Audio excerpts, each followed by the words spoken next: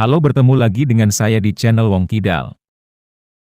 Sebelum mulai saya doakan rezeki teman-teman semua lancar, sehat selalu, dan dimudahkan semua urusannya.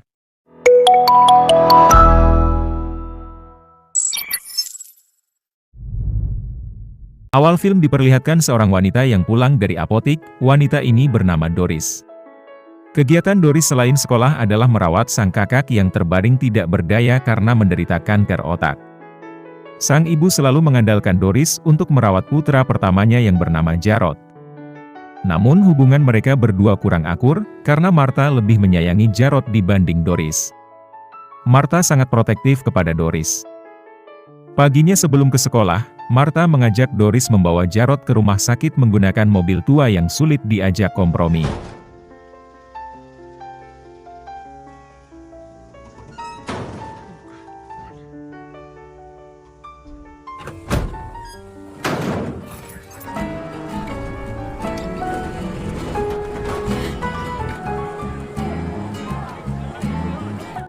Sesampai di kamar rumah sakit, Martha protes melihat kondisi kamar yang menurutnya kotor, padahal menurut Doris, kamar ini malah lebih bersih dibandingkan dengan rumahnya sendiri.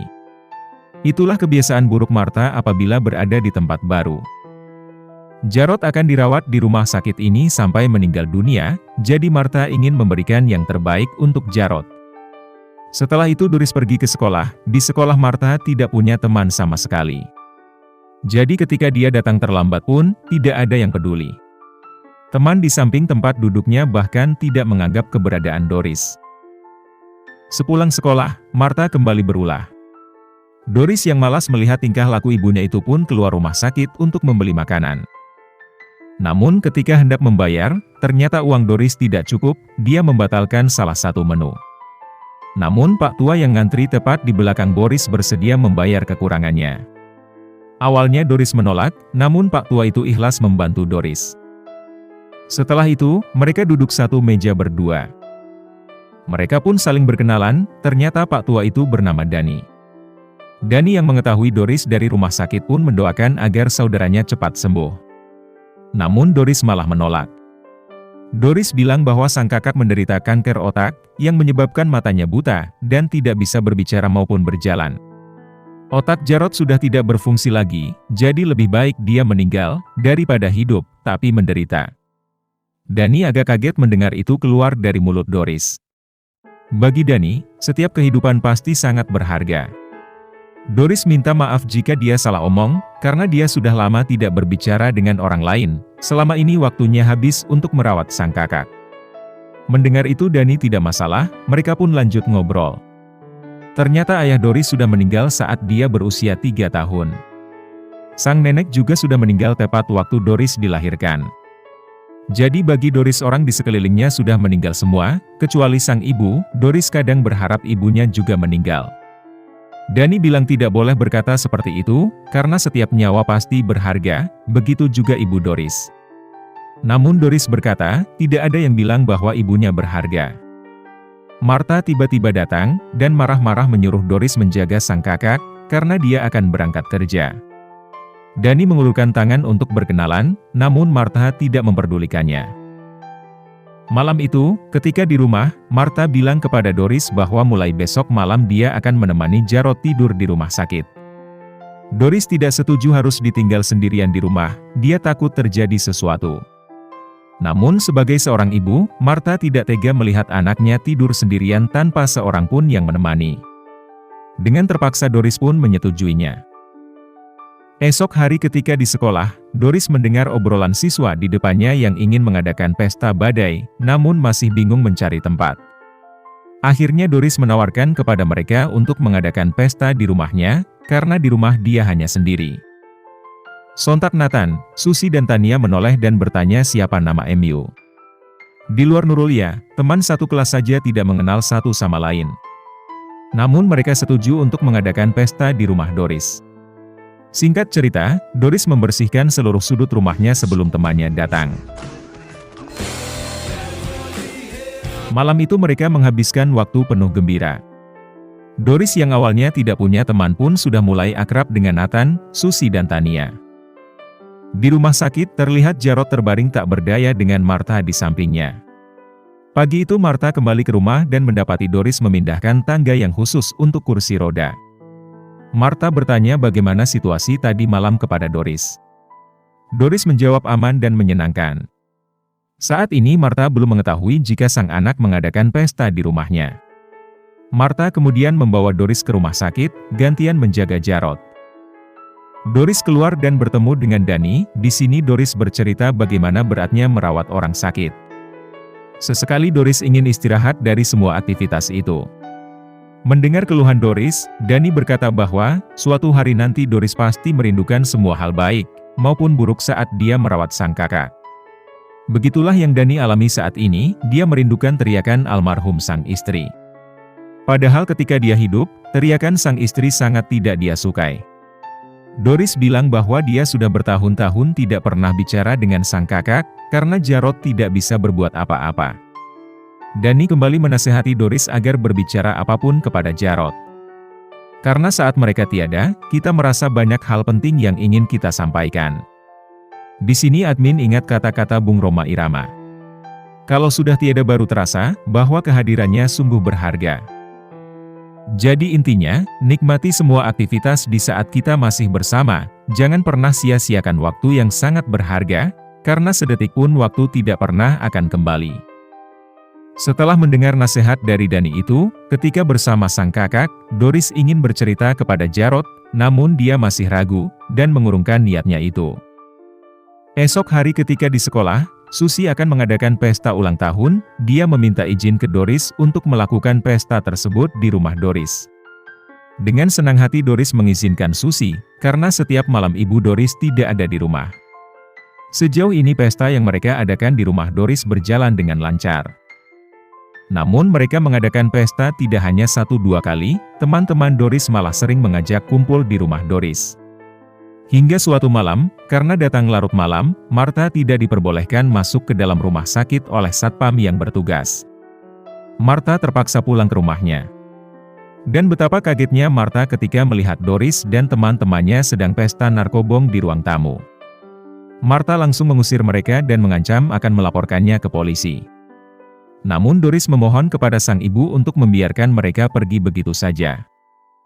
Sejak kejadian itu, Martha tidak memperbolehkan Doris tidur sendirian di rumah. Dia mengajak Doris tidur di rumah sakit sampai Jarod meninggal. Esok paginya, Doris kembali menemui Dani di depan rumah sakit. Kali ini Dani mengajak Doris nonton Super Bowl.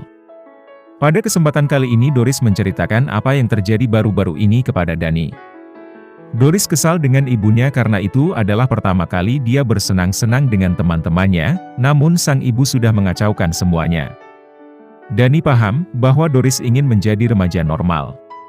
Namun bagi Dani, Doris tidak normal, dia adalah orang yang spesial. Semua yang Doris alami adalah anugerah, yang belum tentu orang lain mampu menjalaninya. Hari itu mereka ngobrol banyak hal, termasuk apa penyebab istri Dani meninggal dunia. Dani kembali bertanya kepada Doris apa yang diinginkannya ketika menjadi remaja normal. Dengan antusias Doris bilang bahwa dia ingin sekali belajar mengemudi mobil. Selama ini sang ibu melarangnya, padahal usianya sudah 17 tahun. Esoknya Dani langsung mengajak Doris latihan menyetir mobil di lapangan.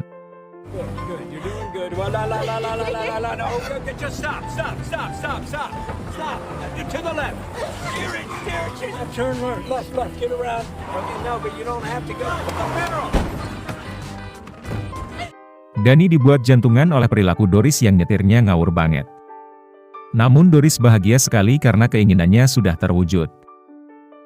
Beberapa hari kemudian, Doris diajak temannya ikut ke diskotik. Acaranya malam hari, jadi Doris harus menunggu sang ibu tidur terlebih dahulu baru dia bisa pergi keluar. Malam itu Martha meminta maaf kepada Doris atas kejadian beberapa hari yang lalu. Martha bilang bahwa itu adalah kesalahannya, karena telah membiarkan Doris tidur sendirian di rumah. Martha juga mengingatkan Doris peristiwa ketika Doris masih kecil. Martha berjanji, setelah penderitaan Jarod usai, dia akan membuat Doris bahagia seperti dulu. Doris gelisah karena Suci sudah menunggu di luar. Doris terpaksa menyuruh sang ibu segera tidur. Doris berhasil keluar ketika sang ibu tertidur.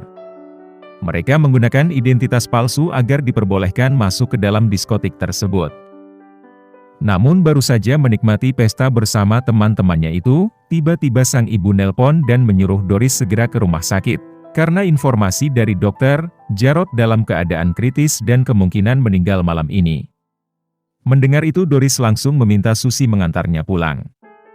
Namun ketika nyampai di kamar, Doris melihat tidak terjadi apa-apa di sana. Ternyata Martha telah membohongi Doris. Tentu saja Doris marah. Dia bilang bahwa Martha bukan hanya jahat tapi seorang monster. Sambil menangis, Doris bilang dia sudah menghabiskan waktunya untuk membantu sang ibu merawat Jarod. Namun perlakuan sang ibu selalu jahat kepadanya. Martha berkata bahwa dia bekerja juga demi membiayai kebutuhan hidup dan biaya sekolah Doris. Namun bukannya menjadi anak baik, Doris malah mengecewakan sang ibu. Jika bisa memilih, Martha lebih bahagia selalu berada di samping Jarod ketimbang bekerja. Doris langsung menyiapkan pakaiannya, dan bilang, "Silahkan jaga sendiri anak semata wayang ibu." Di luar, Doris berpapasan dengan Dani, dia meminta agar Dani tidak mengganggunya, namun Dani bilang bahwa sang ibu baru saja menyelamatkan Doris. Dia meminta Doris segera berdamai dengan sang ibu. Namun Doris tambah marah, dia tidak mau Dani ikut campur masalah keluarganya. Dia tidak paham, mengapa Dani selalu mengikutinya. Dia pun menuduh Dani yang tidak-tidak. Padahal niat Dani tulus hanya untuk membantu Dori, karena dia menilai Dori masih remaja yang sangat labil. Esok harinya, Doris berangkat ke sekolah seperti biasa, teman-temannya ikut berduka atas kematian sang kakak, namun Doris bilang bahwa kakaknya belum meninggal. Setelah itu Dante mengajak Doris menghadiri pesta dan sadengannya. Ketika di rumah, Doris membuka album foto kenangan masa lalu ketika dia dan sang kakak masih kecil. Doris tersenyum manis mengingat kenangan indah bersama keluarganya. Namun dia kembali terharu ketika melihat video dirinya dengan sang kakak. Singkat cerita, Doris dan teman-temannya siap-siap untuk menghadiri pesta dansa bersama. Kali ini Doris menggunakan pakaian milik Tanti. Saat siap-siap, sang ibu tiba-tiba nelpon dan memberitahu Doris bahwa sang dokter bilang Jarod sebentar lagi meninggal dunia. Ini dapat mereka ketahui dari ciri-ciri yang ada pada tubuh Jarod. Martha meminta maaf kepada Doris atas perilakunya tempo hari yang telah membohongi Doris. Tapi kali ini Martha membebaskan Doris, dia hanya memberitahu Doris saja. Doris tidak langsung pulang, dia berangkat ke tempat pesta, namun dia hanya termenung walaupun teman-temannya penuh gembira. Setiba di lokasi pesta, Doris tetap saja termenung. Terlihat fisiknya saja yang ada di pesta tersebut, sedangkan pikirannya masih tertuju ke sang kakak. Dan akhirnya Doris memutuskan untuk pulang bertemu sang kakak di rumah sakit. Namun setiba di sana, Doris mendapati sang kakak sudah meninggal dunia. Doris menyesal dan meminta maaf kepada sang kakak, karena dia tidak ada di lokasi ketika sang kakak menghembuskan nafas terakhir. Doris merasa dirinya egois, tidak memikirkan penderitaan yang sang kakak alami. Selama ini Doris merasa dirinya sudah jahat kepada sang kakak. Martha mendekat dan memeluk Doris. Martha berusaha menenangkan Doris, dan berjanji akan menyayangi Doris sebagaimana dia menyayangi Jarod. Ketika hendak keluar rumah sakit, Doris melihat Om Dani ada di luar. Dia pun menghampiri Dani. Dani sengaja menunggu di sini untuk memastikan bahwa Doris dalam keadaan baik. Dani sangat bangga bisa mengenal Doris sebagai remaja yang spesial, berbeda dari remaja pada umumnya. Doris berkata, dia sedih atas kepergian sang kakak, namun Doris yakin sang kakak akan bahagia di surga. Di sini Dani sempat berkenalan dengan Martha. Setelah itu mereka pun pulang ke rumah. Kali ini sang ibu mengizinkan Doris menjadi supirnya. Film pun tamat. Pesannya, manfaatkanlah waktu sebaik-baiknya bersama orang yang Anda cintai, karena tiba waktunya mereka akan pergi dan tak akan kembali. Terima kasih sudah nonton sampai selesai, semoga rezekinya lancar jaya.